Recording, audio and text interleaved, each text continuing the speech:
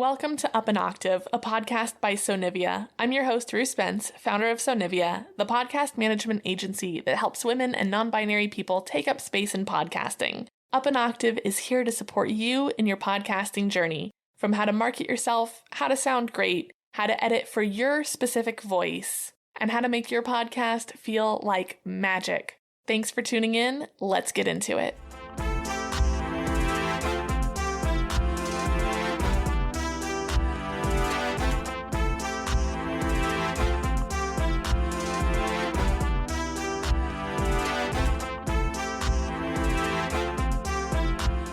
Welcome to this episode of Up An Octave. I am so excited to share this episode with you. It is the first episode in my Pass the Mic series where I interview another podcaster about their experiences in the industry, what inspired them to get started, what challenges they've overcome along the way, and their biggest takeaways that they want to share with you. Today I'm interviewing Urvi Shah of Soul Diaries, Discover Your Inner Serenity. And we talk all about fearlessness and getting brave and not being afraid of negative feedback. She was a delight to speak with, and I hope you'll go and check out her show after this.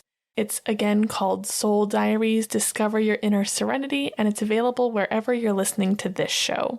All right, welcome to Up An Octave, Urvi. We're trying this now for like the third time. We've been having some technical difficulties, as is the podcasting way. Welcome to the show. Thank you so much, and thank you for having me. Oh, it's my pleasure. So we have talked a little bit, but now we actually get to talk on the podcast. So you are a certified spiritual life coach in addition to being a podcaster.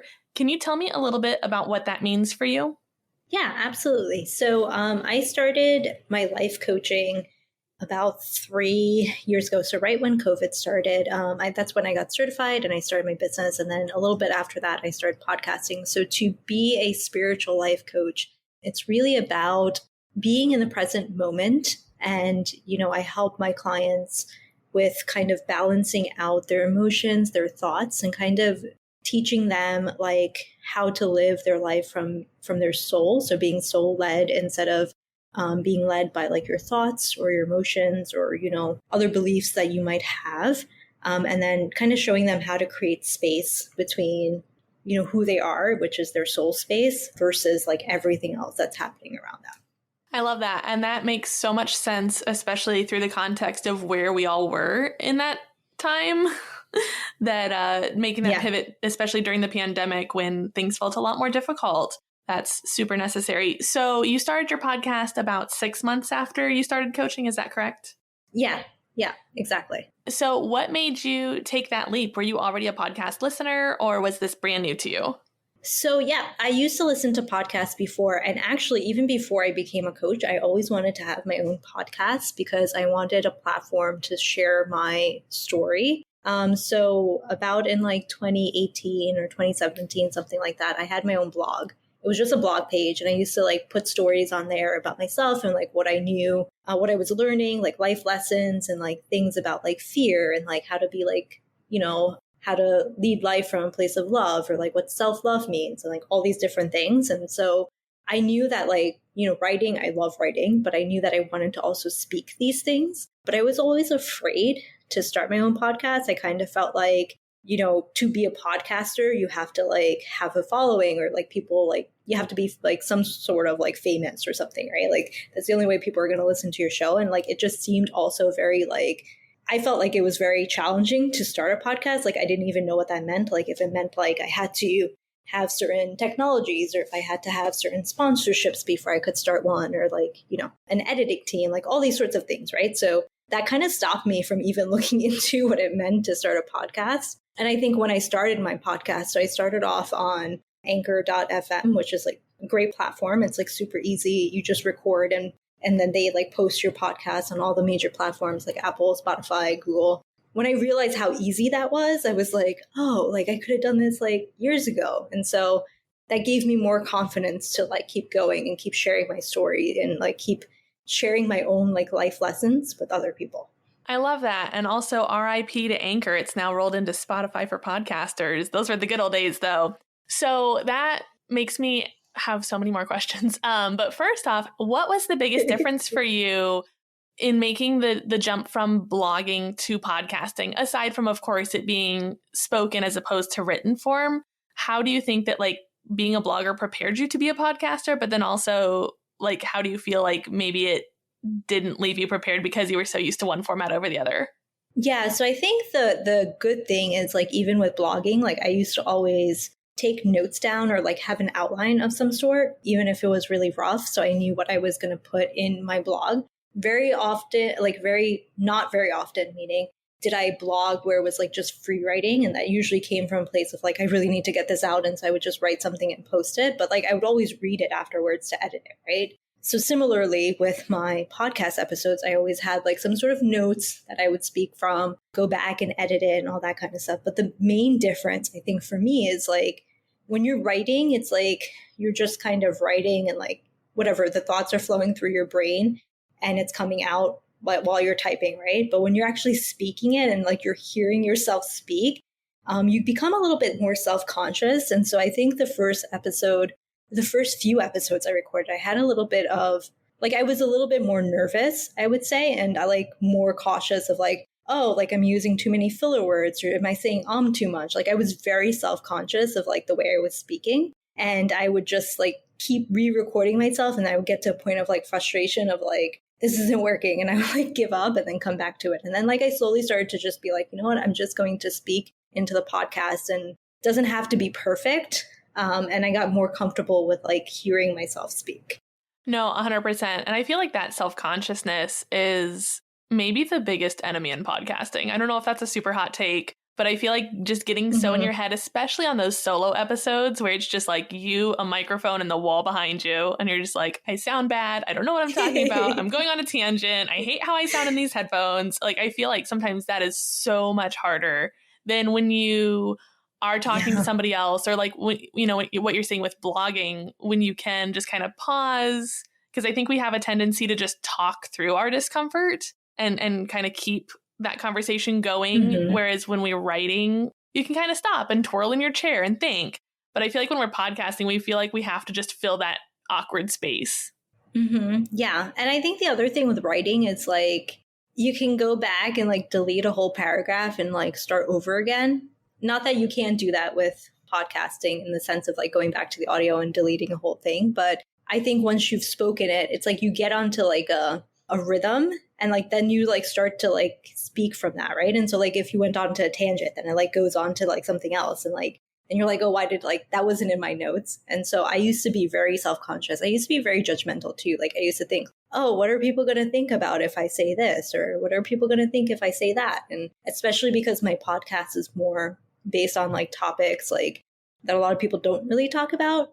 I was very uncomfortable. Like it was the first time I was speaking these topics into public for my own self. Like I never really talked about these things before this. And so that also made me very judgmental and self-conscious in recording the podcast. And then like I would record it and then I would release it. And I was like, okay, I'm going to release this podcast. So it took me some time to gain that confidence. So you're really living what you're coaching at this point with talking about how to be soul-led and kind of get out of your head with that. So you are definitely a walking testament to everything that you're teaching.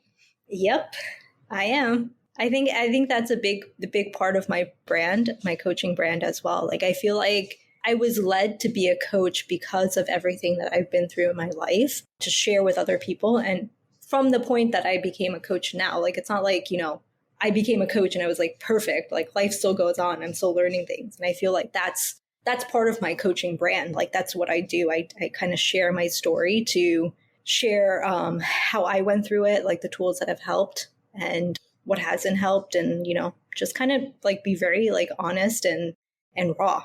Because I feel like that's like missing in this world. Like you don't always get the 100% truth, or people aren't like 100% transparent about things, about how things aren't perfect, even if you're spiritual or mindful or you practice meditation all the time. Like there's a lot of things that happen in life and like it's a process. And so that's so true. I see like that toxic positivity a lot where it's just that phony, like everything's always great. And like sometimes it's not. Like we're both podcasters here to talk about podcasting and we had like 20 minutes of technical glitches. Yes. So I feel like having that vulnerability is so important and that is such a strong brand for you. You mentioned a lot about the nerves and the lack of knowledge of what it looked like to start a podcast that was a barrier to you. So how did you finally get brave enough to take that plunge and start your show, even though you felt like maybe you didn't have all the tools that you needed?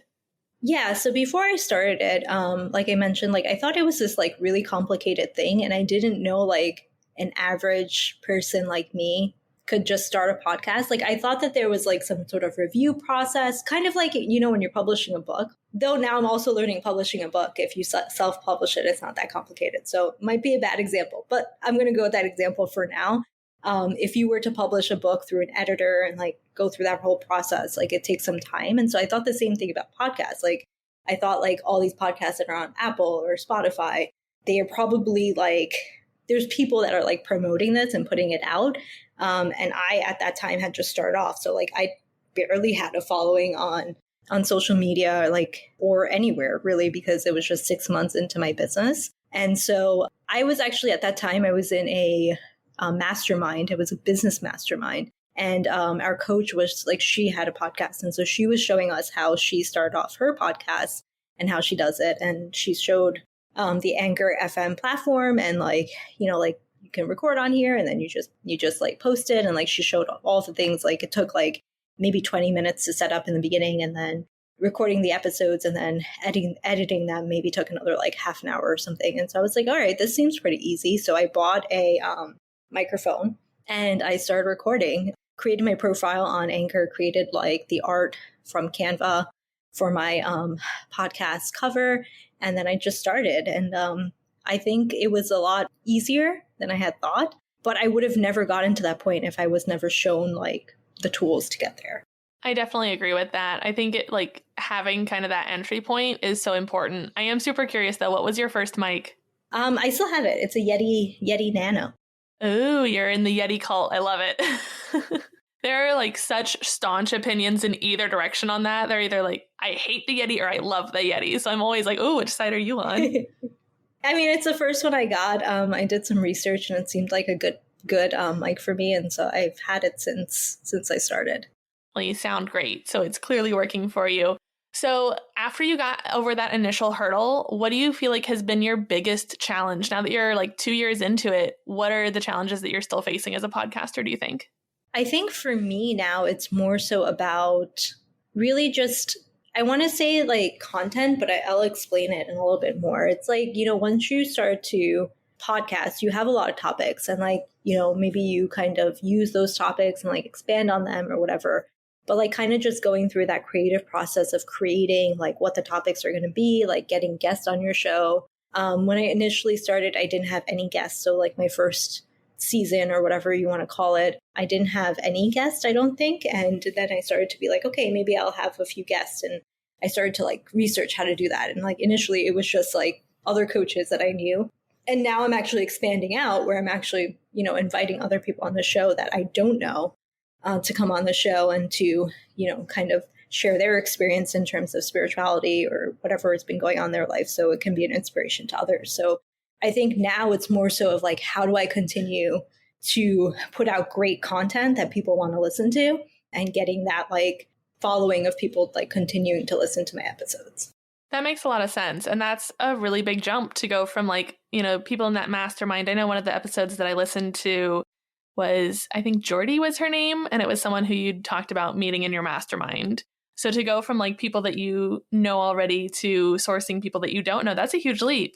Yeah, it is. And it's, I want to say it's a little bit uncomfortable of a leap because you don't really know. Like previous guests that I have, I knew them, like, you know, I vibed with them. I knew we were on the same like wavelength, like mindset was same. So I knew like when we would talk about something, kind of where that episode was going in terms of, you know, what was going to be shared. But now it's like, I don't really get an opportunity to meet the person too much in advance. And so though I do screen them and I kind of ask them questions of like, what do they want to share and kind of get to know them a little bit through questions. Like I've never met them. And so it can be a little bit scary, but at the same time, it can be equally exciting because it's like you're getting a new perspective on the show. You're getting, you know, somebody that you've never met share their story. And I think that brings a lot more inspiration, in my opinion, to the people that are listening because you're not getting the same sort of dialogue over and over again in the episode, which can kind of get boring.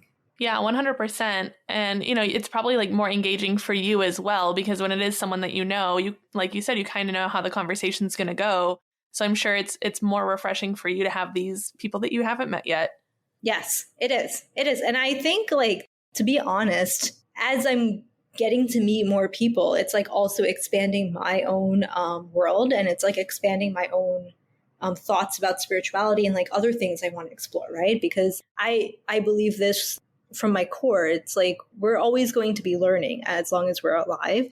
And the idea is to learn as much as you can and keep evolving, right? And so like the way you evolve and grow is like you learn more and you hear more from other people and you bring in more perspectives and you try to figure out if that's something that you want to research more or dive more into. And so I feel like when I used to have my guests, I was very limited. And now it's like I'm starting to become like the fish in the ocean. I'm like swimming around. I'm like, oh, I'm discovering new things. And it's pretty cool.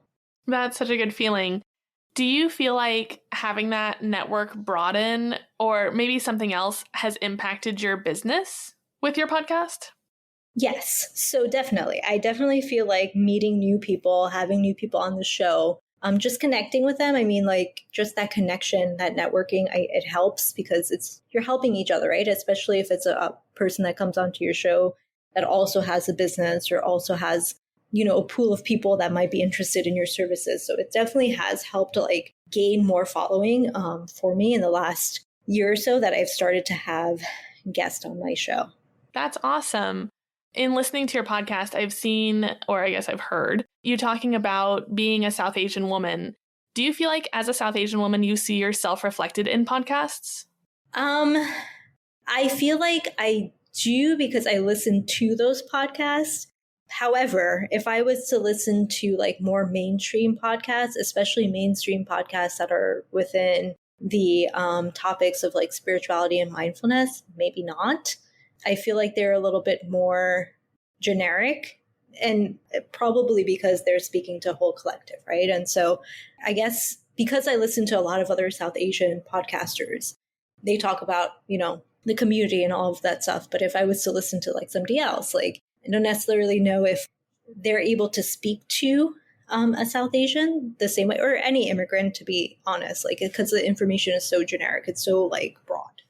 No, absolutely. And I know that that's something that we see a lot in wellness is kind of this whitewashing, especially like I kind of could go on the tangent where, yoga, which is supposed to be such a deeply spiritual practice, is now more about like showing up in your Lululemons, right? So I completely Yes. agree with not seeing that reflected in the wellness community, especially within podcasts. I feel like that is something that is very much, if we're talking about generic podcasting, it's very much that privileged mindset of, this is how you do it perfectly and the aesthetic of it, as opposed to really being authentic in it, which I feel like is more of what I was seeing on your show.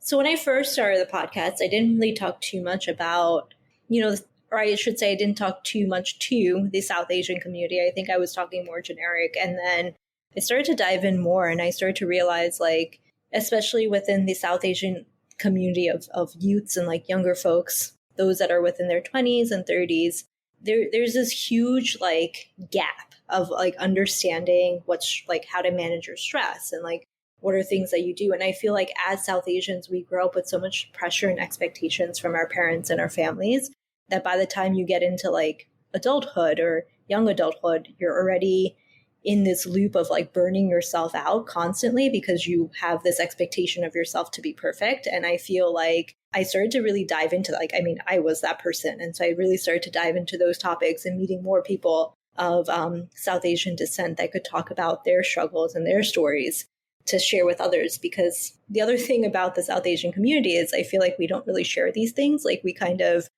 keep them under the carpet because we don't want anybody to know like what's going on. We're so like self-conscious of like people judging us for like our flaws.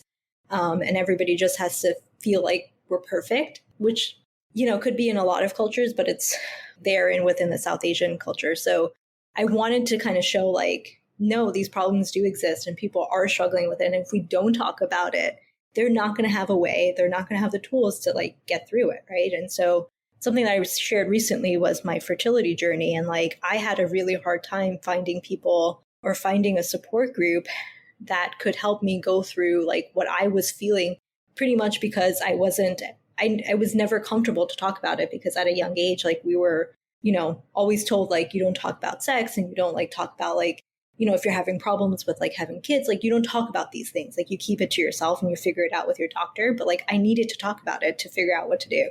So through that, I started to figure out like there's so many other women that probably have other stories that they're probably keeping close to their chest that they want to share so they could help out others. And so my last season was all about that, just stories of women, what they've been through, that are from South Asian descent, and how they've found help, and how they gave tips to others that have been going through the same thing. I think that's really powerful. And I heard your episode about your fertility journey, and you spilled some tea. You got really real on that one. Have you faced any backlash from your family or other people that are in your community because of how vulnerable you're getting on your show? Because I know that that's something that I talk to a lot of my clients about, is that they're scared that, especially if they come from a background that has a little bit more of that cloistered, we don't talk about this, that they're more afraid that they're going to get that bad feedback from family, loved ones, or just people in their community at large.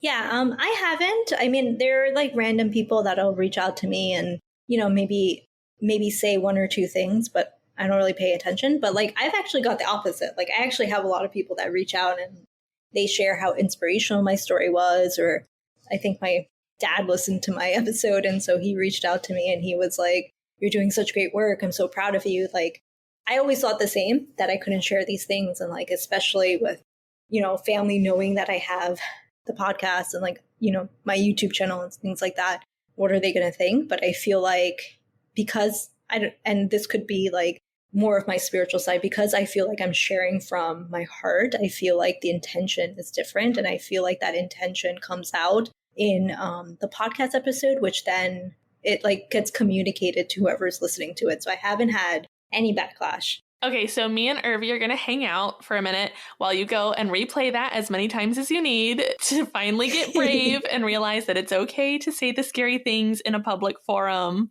Yeah, it is. Yeah. So I used to feel the same way. And I think the way I think about it now, if it's helpful for those that are listening that might be scared, is like, your voice is your power. And only you have your voice. Like, it's very unique. Like, nobody else can share your voice or your story.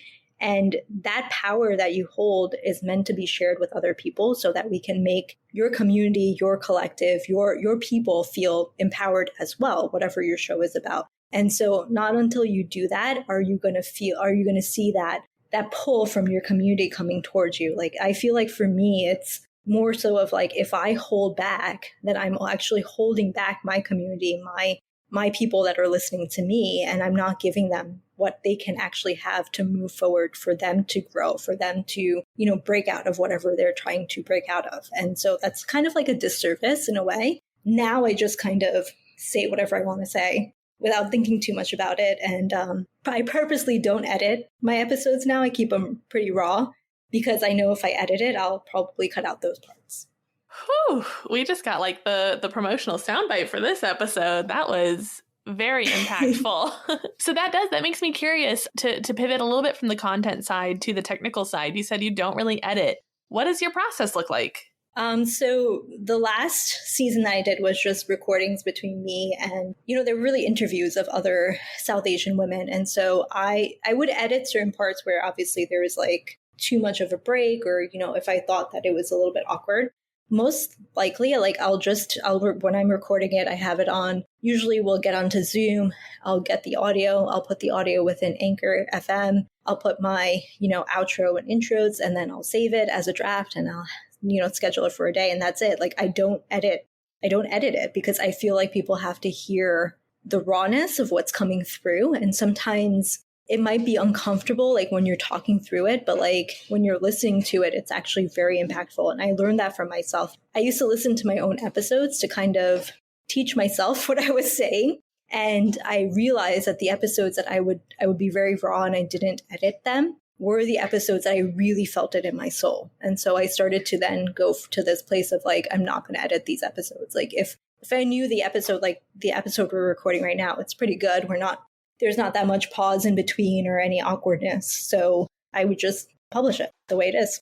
I love that. That's super refreshing because I feel like, especially when you're starting out, that fear of having to be perfect, that sense of perfectionism can stop people. So to have like someone's permission to not edit, that's pretty powerful stuff right there. Mm-hmm, mm-hmm. Yeah. And if I'm publishing something where I have a guest, I always ask them, like, is there anything that you want me to edit out? Or are you okay with me just publishing it the way it was? So I always get their consent before. But if it's just me recording my story, I usually don't go back and edit anything. I just publish it the way it is. I think that that's huge. I really believe in ethical podcasting where, especially when you're having some of these really vulnerable conversations, just making sure that everyone feels good at the end of the episode is huge. Yeah. And some of the podcast episodes we had in the last season, there were some women that talked about like domestic violence and some really like traumatic events in their life. And so, for their own safety, there were a few things that we kind of edited out. Mm-hmm. Obviously for their own safety, that was taken out. But I mean, I always checked in with them. Even after I record the episode, I send them the recording so they can listen to it again one more time before I publish it. Just so if they're like, okay, no, like I don't want this to go live.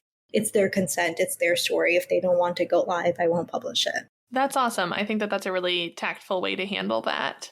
Mm-hmm. So as we're wrapping up, my last few questions for you are, what is your favorite episode of your podcast? Like if someone is about to start listening from hearing you talking here, where do you recommend that they start out?